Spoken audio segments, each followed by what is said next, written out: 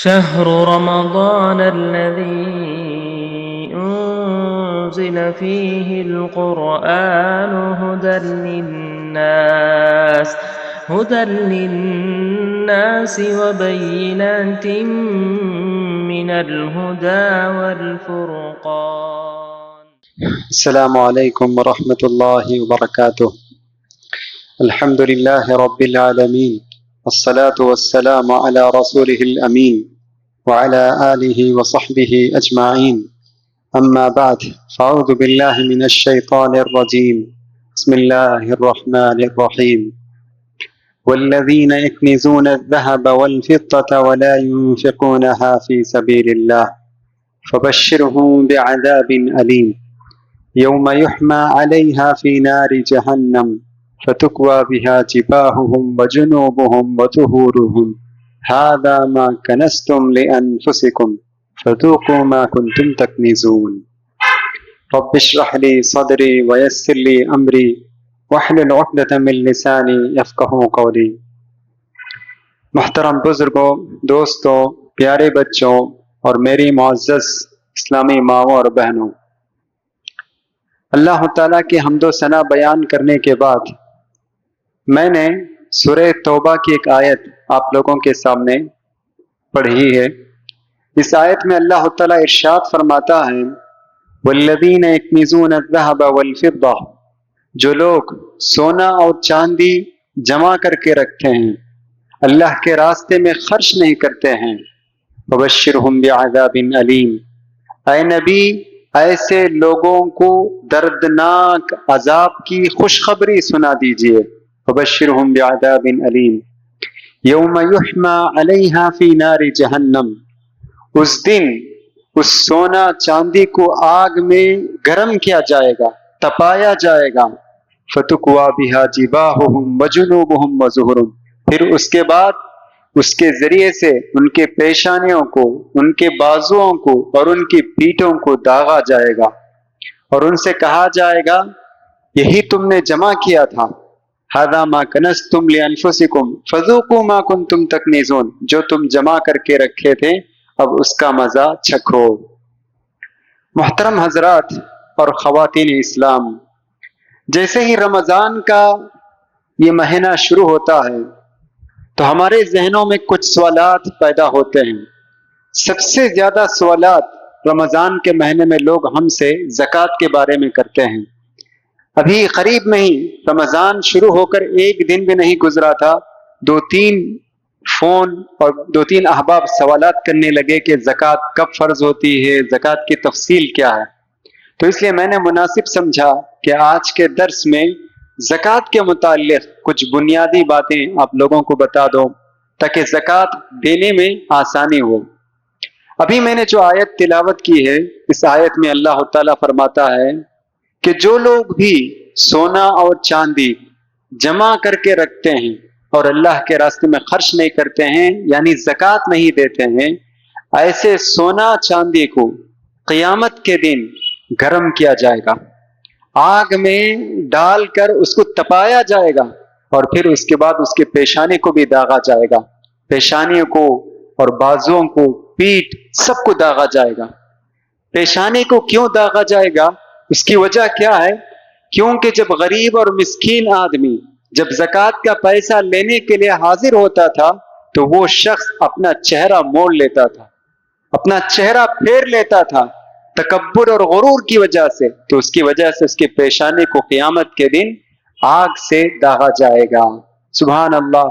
اس آیت کریمہ سے ہمیں یہ بات معلوم ہوتی ہے کہ اگر ہمارے پاس سونا چاندی ہے اور اگر ہم اس کی زکوٰۃ نہیں دیتے ہیں تو قیامت کے دن اس کو آگ میں تپایا جائے گا، گرم کیا جائے گا، اور پھر اس کے بعد داغا جائے گا۔ کتنا بڑا عذاب ہے، اس آیت سے ہم اندازہ لگا سکتے ہیں۔ محترم حضرات، زکوٰۃ دین اسلام کا تیسرا رکن ہے۔ ہم سب جانتے ہیں زکوٰۃ اسلام 5 چیزوں پر قائم ہے، اسلام کے 5 ارکان ہیں، ان میں سے تیسرا رکن زکوٰۃ ہے۔ زکوٰۃ ایک عظیم عبادت ہے، عظیم مالی عبادت ہے، اور اللہ تعالیٰ سے قریب ہونے کا ایک آسان ذریعہ کہ جب آدمی زکوٰۃ ادا کرتا ہے تو اللہ سے قریب ہوتا ہے، اللہ سے رشتہ مضبوط کر لیتا ہے۔ یہی نہیں، مال کے ذریعے سے جب ہم زکوٰۃ ادا کرتے ہیں تو اس کی وجہ سے غریبوں کی ہمدردی کرتے ہیں۔ غریب، مساکین، فقراء، محتاج، کنگال، یتیم، بیواؤں سے ہمدردی کا ایک اہم ذریعہ ہے کہ ہم مسکین اور فقراء کو زکوٰۃ کا پیسہ دے کر ان کو اپنی ضرورتوں کو پورا کرنے میں مدد کرتے ہیں، تو یہ بہت بڑی ہمدردی ہے کہ ہم اس طرح خود غرض بن کر زندگی نہیں گزارتے ہیں، بلکہ ہم غریب اور مسکینوں کو بھی ان کی ضرورتوں کو پورا کرنے میں ہم مدد کرتے ہیں۔ تو اس طریقے سے معاشرے میں ہمدردی کا جذبہ بڑھے گا۔ اور یہی نہیں، غربت اور فقر و فاقہ کو ختم کرنے کا کامیاب حل ہے۔ آج بہت سارے اسکیمز ہیں غریبی کو ختم کرنے کے لیے، بہت سارے اسکیمز حکومت کے طرف سے بھی، NGOs کے طرف سے بھی بہت سارے اسکیمز ہیں، لیکن ابھی تک کوئی 100% کامیاب نہیں ہے۔ غریبی باقی ہے لیکن اسکیمز کوئی فائدہ نہیں، غریبی کی بجائے غریبوں کو ختم کر دیے۔ یہ نہیں، اللہ کا جو نظام ہے زکوٰۃ ایسا بہترین نظام ہے، 100% اگر ہماری بستی میں یا کہیں بھی 100% اگر زکوٰۃ اگر ہم امپلیمنٹ کریں تو یقین کے ساتھ ہم کہہ سکتے ہیں، اللہ کی قسم کھا کر کہہ سکتے ہیں کہ غربت کا خاتمہ ہو جائے گا۔ کوئی آدمی بھوکا نہیں رہے گا، کوئی آدمی ننگا نہیں رہے گا، کوئی آدمی مجبور اور پریشان نہیں رہے گا، ہر آدمی اطمینان کے ساتھ زندگی گزار سکتے ہیں۔ یہی فرق ہے، انسان کا بنایا ہوا نظام اور اللہ کا بنایا ہوا نظام دونوں برابر نہیں ہو سکتے، دونوں میں آسمان اور زمین کا فرق ہے۔ تاریخ گواہ ہے جب مسلمانوں نے زکوٰۃ مکمل طریقے سے زکوٰۃ کے نظام پر انہوں نے عمل کیا، غربت کا خاتمہ ہو گیا۔ عمر بن عبدالعزیز رحمہ اللہ کا دور آیا، لوگ زکوٰۃ کا پیسہ لے کر گھومتے تھے کہ ہے کوئی جو زکوٰۃ کا پیسہ مجھ سے حاصل کر لے لیں، کیا کوئی ہے؟ زکوٰۃ کا پیسہ لے کر گھومتے تھے۔ سبحان اللہ۔ تو اس کا مطلب یہ ہے کہ غربت کا خاتمہ ہو گیا۔ آپ اندازہ کیجئے، اگر آپ آج 1000 روپے زکوٰۃ کا پیسہ لے کر اگر کسی گلی میں اعلان کریں میرے پاس زکوٰۃ کے 1000 روپے ہیں، کوئی مستحق ہے تو آ جائیں، لائن کھڑی ہو جائے گی، 100-150 لوگوں کی لائن کھڑی ہو جائے گی۔ کیوں؟ اس لیے کہ ہم نے زکوٰۃ کے نظام کو جیسا عمل کرنا تھا اس طریقے سے ہم نے اس پر عمل نہیں کیا، تو اسی وجہ سے غربت کا خاتمہ نہیں ہوا۔ تو بہرحال یہ بہت ہی کامیاب نظام ہے، یہ ایسا نظام ہے جس میں دینے والوں کے لیے بھی کوئی زیادہ بوجھ نہیں ہے اور لینے والوں کے لیے بھی آرام ہے، اس میں دونوں کے لیے کوئی تکلیف نہیں۔ اتنا بہترین نظام اللہ تعالی ہمیں زکوٰۃ کی شکل میں عطا کیا ہے۔ ساری معیشت کا حل، اکانومی کا پورا حل اسی زکوٰۃ میں ہے۔ اگر زکوٰۃ ہم ادا کریں گے تو انشاءاللہ جتنے بھی معاشی مسائل ہیں سارے مسائل حل ہو سکتے ہیں۔ قرآن کا جب ہم مطالعہ کرتے ہیں تو معلوم ہوتا ہے اللہ تعالیٰ زکوٰۃ پر بہت زیادہ زور دیا ہے۔ زکوٰۃ اور نماز دونوں ایک بہنیں ہیں، جہاں جہاں اللہ نے نماز کا ذکر کیا وہیں زکوٰۃ کا بھی اللہ تعالیٰ نے ذکر کیا۔ اقیموا الصلاۃ وآتوا الزکاۃ، اقیموا الصلاۃ وآتوا الزکاۃ، سینکڑوں مقامات پر اللہ تعالیٰ نے نماز کے ساتھ زکوٰۃ کا بھی حکم دیا ہے۔ ایک جگہ اللہ فرماتا ہے وَأَقِيمُوا الصَّلَاةَ وَآتُوا الزَّكَاةَ، نماز قائم کرو، زکوٰۃ دو، تمہارے لیے بہت اجر ہے۔ اور ایک جگہ اللہ تعالیٰ ارشاد فرماتا ہے فَإِن تَابُوا وَأَقَامُوا الصَّلَاةَ وَآتَوُا الزَّكَاةَ فَإِخْوَانُكُمْ فِي الدِّينِ، اگر وہ لوگ توبہ کرتے ہیں، نماز قائم کرتے ہیں، زکوٰۃ دیتے ہیں تو وہ تمہارے دینی بھائی ہیں۔ دینی بھائی ہونے کے لیے نماز قائم کرنا اور زکوٰۃ دینا ضروری ہے۔ اگر زکوٰۃ نہیں دیتے ہیں تو ہمارے دینی بھائی نہیں ہو سکتے ہیں۔ یہی نہیں، جب اللہ تعالیٰ فرماتا ہے جب تم اپنے مال کی زکوٰۃ دیتے ہو تو تمہارا مال بھی پاک ہو جاتا ہے، دل بھی پاک ہو جاتا ہے۔ اگر تم اپنے مال کی زکوٰۃ نہیں دیتے ہیں تو وہ تمہارا مال نجس ہے، تمہارا مال ناپاک ہے۔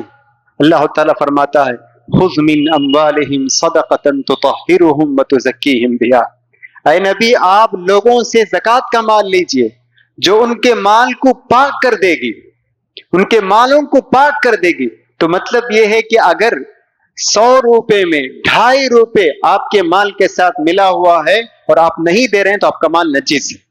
تو جب تک آپ اس کو دور نہیں کریں گے تو آپ کا مال ناپاک رہے گا. تو یہ اللہ تعالیٰ فرماتا ہے کہ زکوٰۃ دینے سے تمہارا دل بھی پاک ہو جائے گا، بغض و حسد، نفرت، کینہ سب ختم ہو جائے گا، پاک ہو جائے گا، اور مال بھی پاک ہو جائے گا. یہ اللہ تعالیٰ ارشاد فرماتا ہے. ابو بکر صدیق رضی اللہ عنہ کا دور آیا.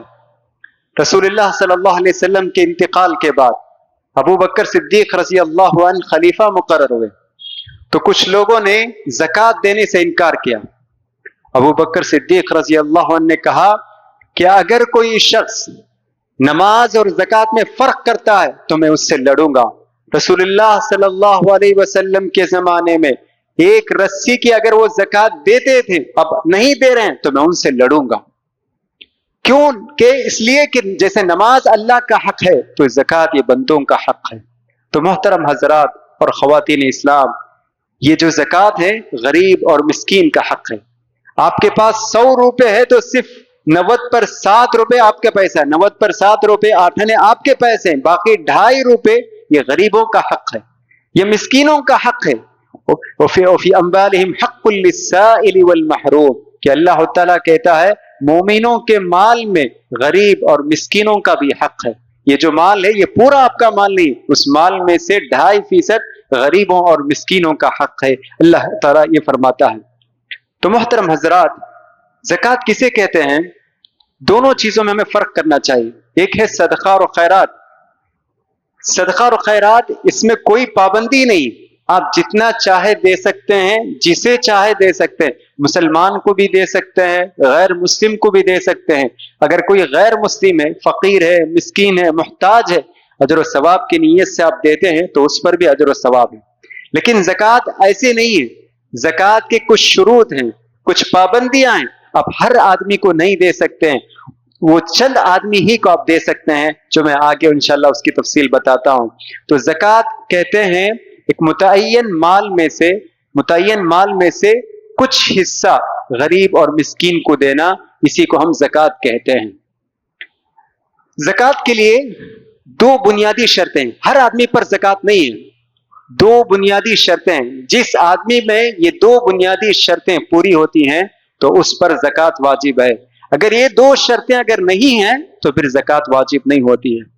پہلی شرط یہ ہے کہ اگر آپ کے پاس مال ہے تو نصاب تک پہنچنا چاہیے. نصاب اس کا مطلب یہ ہے کہ کم سے کم مقدار، شریعت نے مقرر کیا ہے کہ کم سے کم مقدار تک وہ مال پہنچنا چاہیے. اگر وہ مال پہنچے اس مقدار تک تب زکوٰۃ واجب ہوتی ہے. دوسری شرط یہ ہے کہ ہجری 1 سال مکمل گزرنا چاہیے. آپ کے پاس کوئی بھی مال ہو، شوال میں آپ کو کچھ مال حاصل ہوا، پھر اگلے شوال تک وہ مال آپ کے قبضے میں رہنا چاہیے. اگلے شوال کا مہینہ آنے سے پہلے ہی اگر وہ مال کو آپ خرچ کر دیتے ہیں یا کسی کو دے دیتے ہیں یا ہبہ کر دیتے ہیں تو پھر اس مال میں زکوٰۃ نہیں. تو یہ 2 بنیادی شرطیں ہیں، اس کو ہمیں یاد رکھنا چاہیے. پہلی شرط یہ ہے کہ جو بھی مال ہو وہ نصاب لیول تک پہنچنا چاہیے، نصاب کے مطابق ہونا چاہیے. دوسری شرط یہ ہے کہ جو بھی مال آپ کے پاس ہے اس مال پر ہجری 1 سال مکمل گزرنا چاہیے. شوال میں مال حاصل کیے ہیں تو اگلے شوال تک وہ باقی رہنا چاہیے. رمضان میں آپ حاصل کیے ہیں، لیے ہیں، تو پھر اگلے رمضان تک وہ مال آپ کے قبضے میں رہنا چاہیے. اگر 1 سال گزرنے سے پہلے ہی آپ کا مال آپ اسے خرچ کر دیتے ہیں یا کسی کو دے دیتے ہیں تو پھر زکوٰۃ واجب نہیں ہوتی ہے. اب آئیے ہم دیکھتے ہیں کن کن چیزوں میں زکوٰۃ فرض ہے. بہت سارے لوگ سوال کرتے ہیں، میں فیکٹری چلاتا ہوں، میری مشینریز میں زکوٰۃ ہے کیا؟ میرے پاس کار ہے، کار میں زکوٰۃ ہے کیا؟ میں گھر میں رہتا ہوں، میں اس گھر میں زکوٰۃ ہے کیا؟ 2 ویلر چلاتا ہوں، 2 ویلر میں زکوٰۃ ہے کیا؟ یہ سب سوالات کرتے ہیں. تو آئیے ہم دیکھتے ہیں کہ زکوٰۃ کن چیزوں میں ہے. زکوٰۃ 4 قسم کے مال میں زکوٰۃ فرض ہے. پہلی قسم سونا چاندی، اور اسی کے ساتھ کیش بھی ہے. سونا چاندی اور کیش بھی اسی میں ہے. سونا میں بھی زکوٰۃ ہے. सोना में ज़कात, उसके लिए दो शर्त हैं। पहली शर्त है कि आपके पास इतना सोना हो जो निसाब लेवल तक हो, निसाब के मुताबिक, निसाब की मिकदार के मुताबिक आपके पास सोना हो और 1 साल गुजर जाए तो ज़कात उस पर वाजिब है। सोने का निसाब क्या है?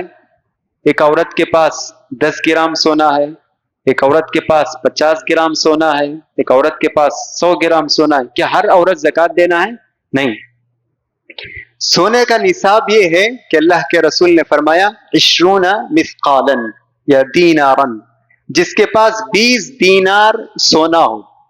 तो आज के हिसाब से उलमा ने उसकी तहकीक की कि 20 दीनार उसका वजन क्या होता है।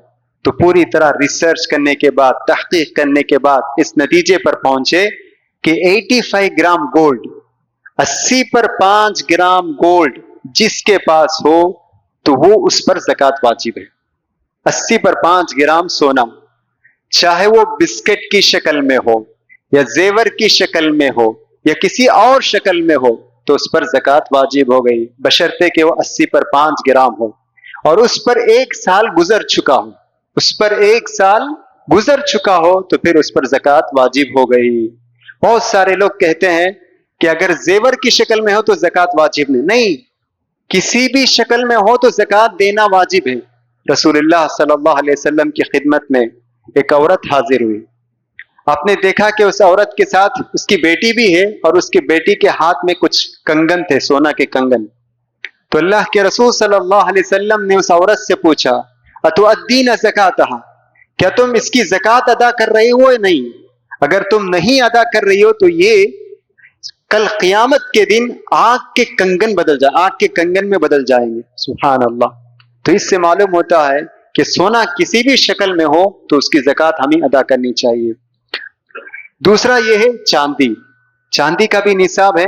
अल्लाह के रसूल ने फरमाया कि 200 दिरहम हो। 200 दिरहम, उसका वजन क्या है, उसकी मकदार क्या है?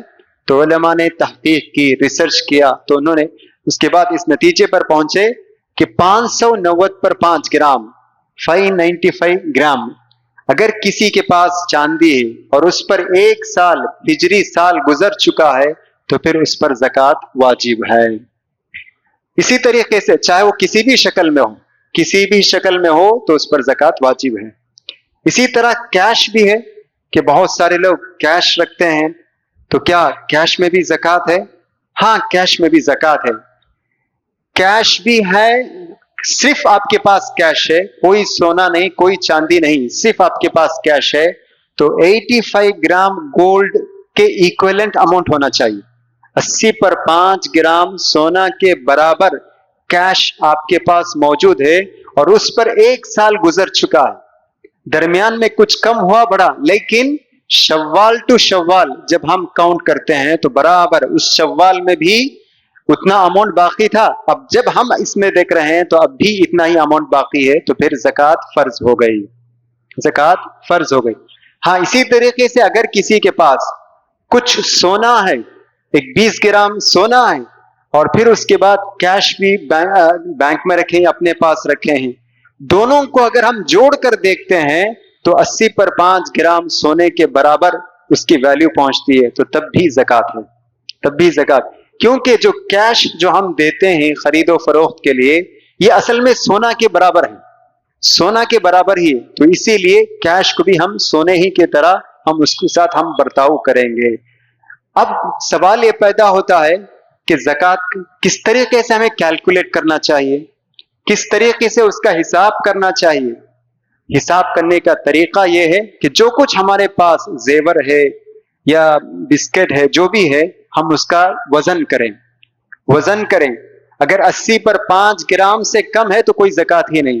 अगर 80 पर 5 ग्राम से ज्यादा है तो उसका 2.5% हम निकाल लेंगे, 2.5%। उसकी वैल्यू देखेंगे तो आज के वैल्यू के हिसाब से तकरीबन 16,000 या 17,000 है। तो आपके पास 100 ग्राम सोना है तो फिर 100 ग्राम का 2.5 ग्राम, तो फिर 2.5 ग्राम को 17,000 से ज़रब दें, जो अमाउंट आएगा वही आपकी ज़कात है। तो ये है सोने और चांदी के ताल्लुक से।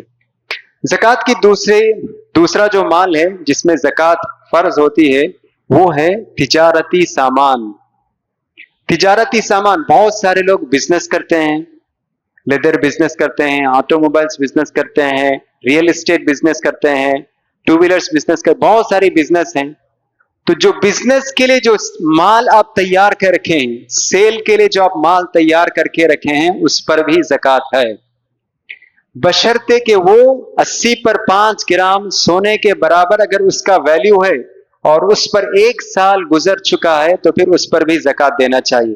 مثال کے طور پر آپ کے پاس ٹو ویلر آپ سیل کرتے ہیں، تو گزشتہ سوال میں آپ کے پاس 10 ٹو ویلر تھے جن کی قیمت 80 پر 5 گرام سونے سے زیادہ ہے. تو بالکل اسی طریقے سے رمضان کے مہینے میں آپ شروع کیے تھے اور اس رمضان میں بھی وہ باقی ہے، تو آپ جتنے ٹو ویلرز ہیں ان کا حساب کریں گے اور اس کا 2.5% حصہ زکوٰۃ میں دے دیں گے. تجارتی مال جو بھی ہیں، اگر آپ ریئل اسٹیٹ کرتے ہیں، آپ 5 فلیٹ آپ لے کر چھوڑے ہیں، زمین لیے ہیں بیچنے کے لیے، تو ان سب کا آپ قیمت لگائیں گے. 1 سال اگر گزر چکا ہے تو پھر زکوٰۃ دینا چاہیے. اسی طریقے سے وہ مال جس میں زکوٰۃ واجب ہوتی ہے وہ ہے پیداوار. پہلے زیادہ پیداوار ہوتے تھے، لیکن آج کل ایگریکلچر کو بہت سارے لوگوں نے نظر انداز کر دیا ہے، لیکن پیداوار میں بھی زکوٰۃ ہے. اس کی 2 قسمیں ہیں. اگر آپ کھیتی باڑی کرتے ہیں اور پانی پہنچانے کے لیے، آبیاری کرنے کے لیے کسی موٹر وغیرہ کا سہارا نہیں لیتے ہیں، بلکہ بارش کے پانی یا نہر کے پانی سے سیراب کرتے ہیں کھیت کو، تو 10واں حصہ دینا چاہیے. جس وقت کھیتی فصل آئے گی تو اس کو 10 حصوں میں بانٹ کر، یا 10%، اس میں سے 10% غریب اور مسکینوں کو تقسیم کر دینا چاہیے. اگر آپ اس کو پانی پہنچانے کے لیے بور یا موٹر وغیرہ کا آپ استعمال کرتے ہیں، تو فصل نکلتے وقت اس میں سے 5واں حصہ یا 5% غریب اور مسکینوں کو دے دینا چاہیے. ہاں، جو بھی فصل آئے اس میں زکوٰۃ ہے. ہاں، اناج میں زکوٰۃ ہے. وہ اناج جسے آپ ناپ سکتے ہیں اور ذخیرہ کر کے رکھ سکتے ہیں، جیسے گیہوں ہے، چاول ہے، کھجور ہے، ان سب میں زکوٰۃ ہے. ترکاریاں، پھل، اس میں زکوٰۃ نہیں ہے. تو یہ بھی ہمیں یاد رکھنا چاہیے. آخری چیز جس میں جو زکوٰۃ ہے وہ ہے جانور. جانوروں میں بھی زکوٰۃ ہے. اگر کوئی شخص جانور پالتا ہے، بکریاں پالتا ہے یا گائے پالتا ہے، گائے میں 1 گائے ہو تو کوئی زکوٰۃ نہیں، 30 گائے ہو جائیں تو پھر اس پر زکوٰۃ ہے. 1 بچڑا غریب کو دے دینا ہے. اسی طریقے سے بکرے میں بھی زکوٰۃ ہے. بکرے میں 1 ہے، 2 ہے، 3 ہے، 5 ہے، اس میں کوئی زکوٰۃ نہیں. لیکن جب 40 بکرے ہو جائیں تو پھر اس میں سے 1 بکرا زکوٰۃ میں دے دینا چاہیے. 40 سے 120 تک ایک ہی بکرا ہے.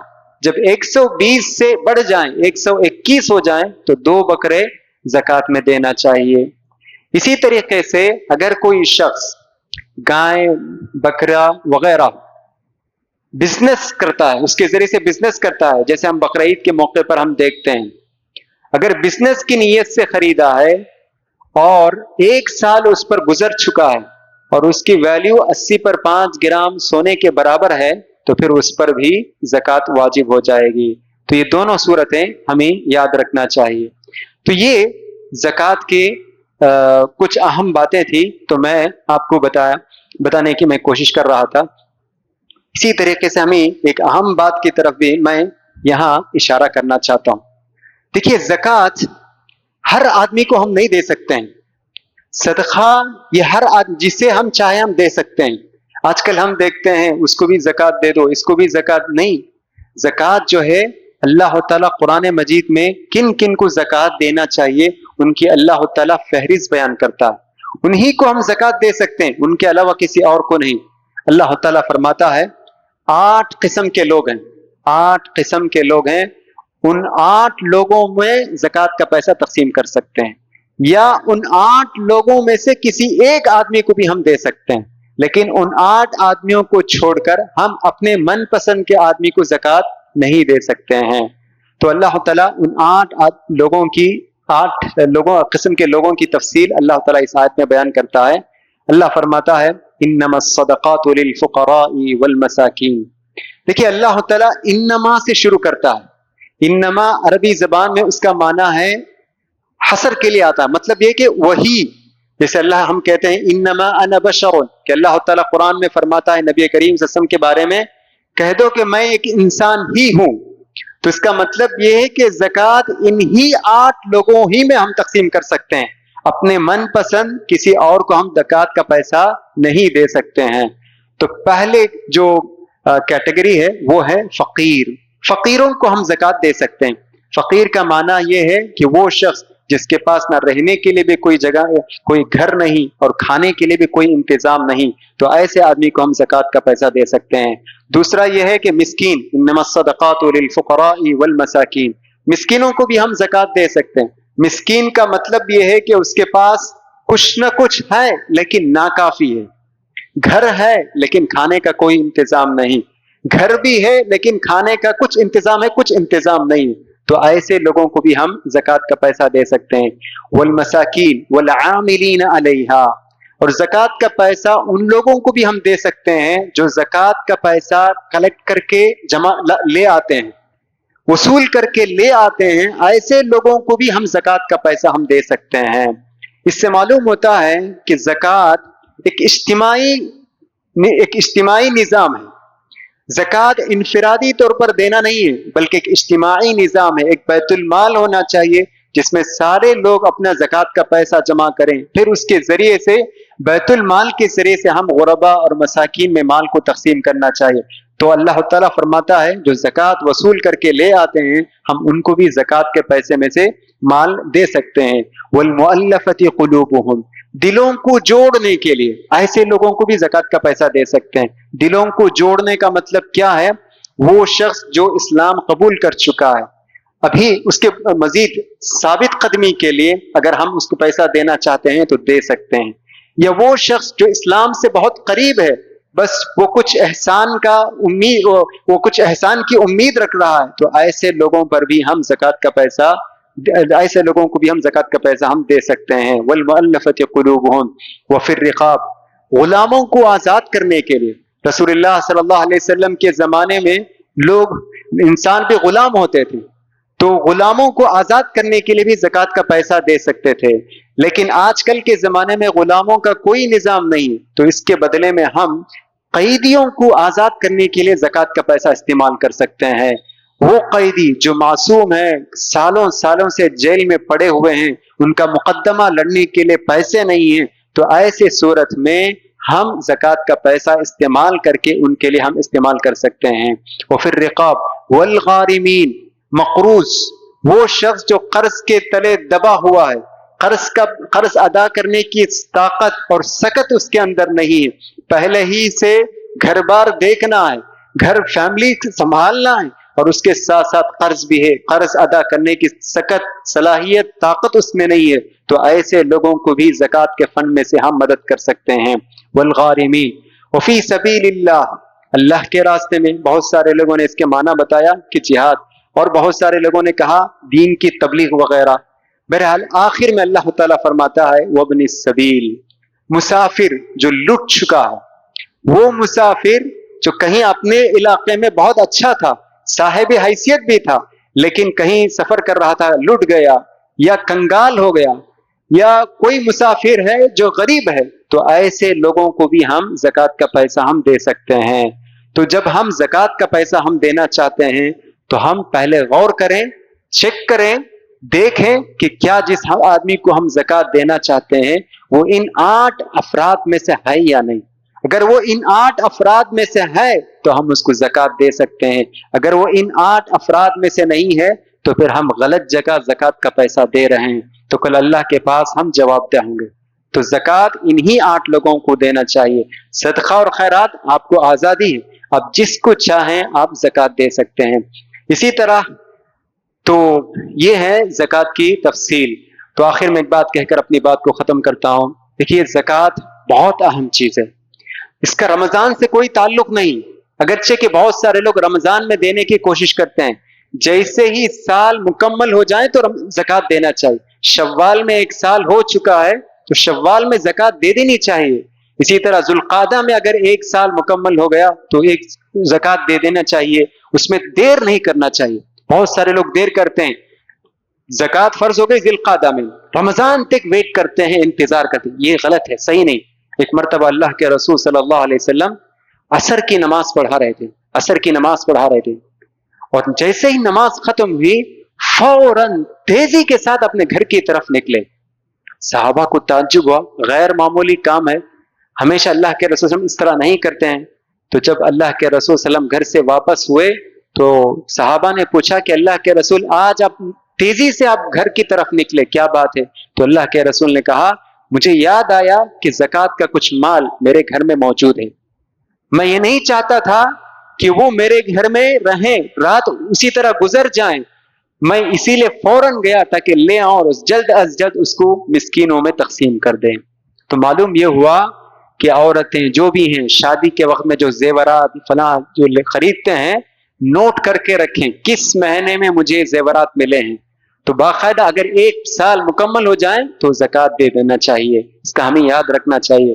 اگر زکوٰۃ نہ دیں تو اس کی بڑی وعید آئی، جیسا کہ ابھی میں نے آپ کے سامنے آیت پڑھی کہ داغا جائے گا. اور ایک حدیث میں، صحیح حدیث میں اللہ کے رسول فرماتے ہیں اگر کوئی انسان زکوٰۃ کے شروط ہونے کے باوجود وہ اپنے مال کا زکوٰۃ نہیں دیتا ہے تو قیامت کے دن وہ مال سام کی اژدے کی شکل میں ہو جائے گا، اژدے کی شکل میں ہوگا، اور اس کے گلے میں توق کی طرح اس کو ڈال دیا جائے گا، اور وہ ڈھستا رہے گا، ڈھستا رہے گا، وہ کہتا رہے گا انا مالک انا کنزک انا مالک، میں تیرا مال ہوں، میں تیرا خزانہ ہوں، یہ کہہ کر ڈھستے رہے گا. سبحان اللہ، کیسے ہم وہ عذاب کو برداشت کر سکتے ہیں؟ تو اسی لیے ہم زکوٰۃ کے سلسلے میں کوئی غفلت اور سستی نہیں برتنا چاہیے. جب بھی زکوٰۃ فرض ہو جائیں تو فوراً جلد از جلد اس کو دینے کی ہمیں کوشش کرنی چاہیے. اسی طرح بعض لوگ سوال یہ کرتے ہیں کہ وہ ان کی شادی ہوئی ذی الحجہ میں، ابھی ذی الحجہ تو نہیں ہے، ابھی رمضان کا مہینہ ہے، ابھی 3 مہینے ہم انتظار کریں یا یہ کہ رمضان ہی میں ہم زکوٰۃ دے سکتے ہیں؟ رمضان ہی میں زکوٰۃ دے سکتے ہیں. اگر آپ سمجھتے ہیں کہ رمضان کے مہینے میں غریب فقیر مسکین زیادہ تعداد میں آتے ہیں، سہولت بھی ہے، 3 مہینہ پہلے 2 مہینہ پہلے ایڈوانس میں ہی میں زکوٰۃ دینا چاہتی ہوں، جائز ہے، اس میں کوئی حرج نہیں.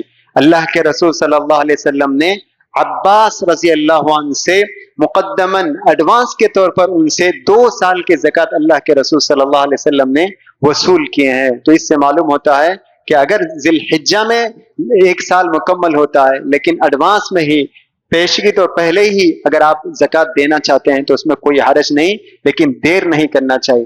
اسی طرح بہت سارے لوگ سوال کرتے ہیں میں پہلے ہی سے مقروض ہوں، قرض لیا ہوں، قرض کے تلے دبا ہوا ہوں، کیا مجھ پر زکوٰۃ ہے یا نہیں؟ قرض ہے، 1 سال گزرنے سے پہلے آپ کے پاس جو مال ہے وہ مال آپ ادا کر دیتے ہیں، اور پھر اس کے بعد جو مال آپ کے پاس بچا ہوا ہے وہ نصاب تک نہیں پہنچ رہا ہے تو پھر کوئی زکوٰۃ ہی نہیں. اگر آپ یہ سمجھتے ہیں کہ میں قرض بھی نہیں ادا کر رہا ہوں اور میرے پاس مال بھی ہے وہ میں بیچ بھی نہیں رہا ہوں، مثال کے طور پر آدمی کے پاس سونا 100 گرام سونا ہے اور ایک طرف قرض بھی ہے، اور سونا وہ بیچنا بھی نہیں چاہتا ہے اور قرض بھی ہے باقی ہے لیکن کچھ مہلت بھی ہے، تو ایسی صورت میں زکوٰۃ ادا کرنا چاہیے. زکوٰۃ ادا کرنا چاہیے اگرچہ کہ قرض بھی ہو، کیونکہ مال موجود ہے، زکوٰۃ کی ساری شرطیں پائی جاتی ہیں، تو اسی لیے قرض جو ہے زکوٰۃ میں رکاوٹ نہیں ہے. تو یہ قرض ادا کر دے، زکوٰۃ ادا کر دے، ممکن ہے انشاءاللہ اللہ تعالیٰ برکت دے گا اور بعد میں قرض ادا کرنے میں اللہ تعالیٰ آسانی پیدا کرے گا. تو یہ کچھ زکوٰۃ کے تعلق سے کچھ اہم اور بنیادی باتیں تھیں جو میں بتانا مناسب سمجھا. اللہ تعالیٰ سے دعا ہے کہ اللہ تعالیٰ ہم تمام لوگوں کو زکوٰۃ کے نظام کو اچھی طرح سمجھنے اور اس پر عمل کرنے کے اللہ تعالیٰ ہم تمام لوگوں کو توفیق عطا فرمائے. آمین. وآخر دعوانا ان الحمد للہ رب العالمین. سبحانک اللہم وبحمدک اشہد ان لا الہ الا انت استغفرک واتوب الیک.